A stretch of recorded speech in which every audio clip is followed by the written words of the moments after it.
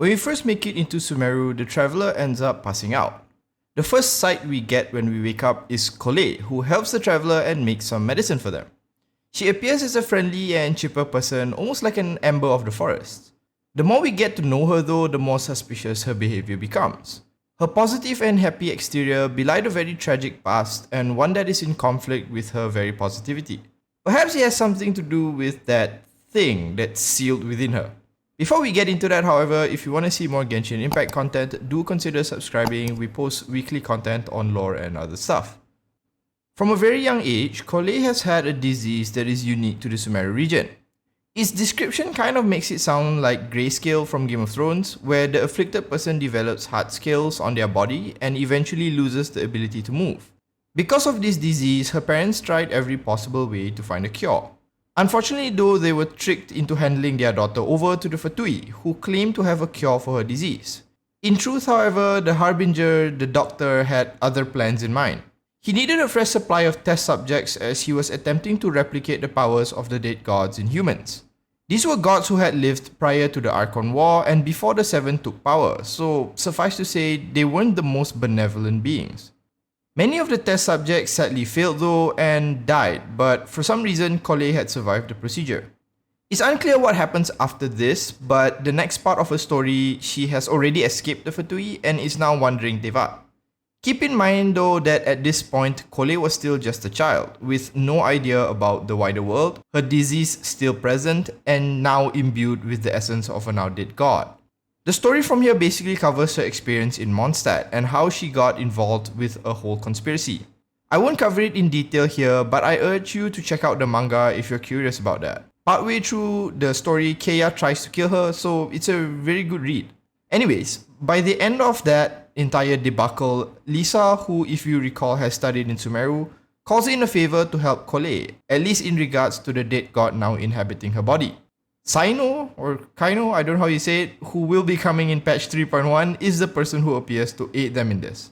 He mentions that the god miasma is most potent at night, and during the day he performed a ceremony where he essentially casted a spell or something. I honestly don't know what he did here, but suffice to say he sealed the god within Collei.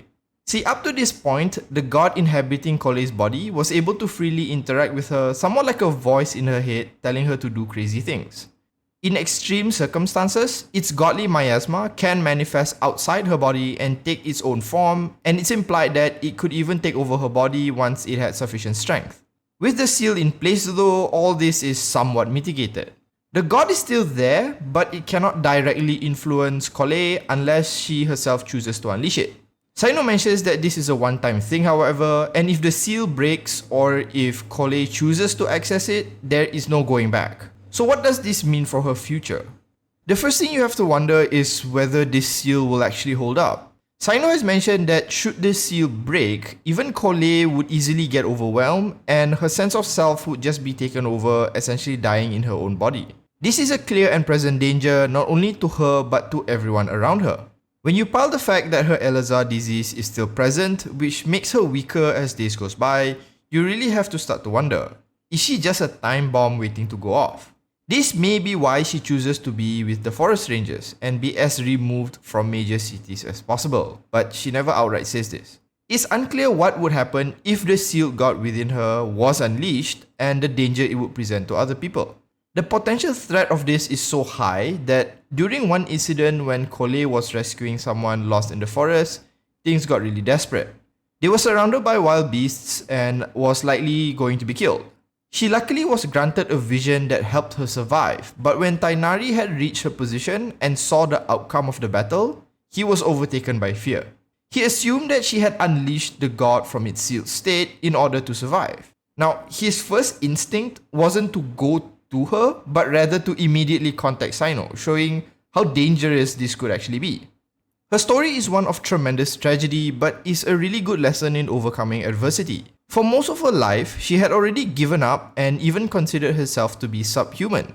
Luckily, she was saved by the compassion of others and has since tried to return this kindness forward by helping other people. I do suggest you look deeper into her story, at least in the manga, to fully appreciate it.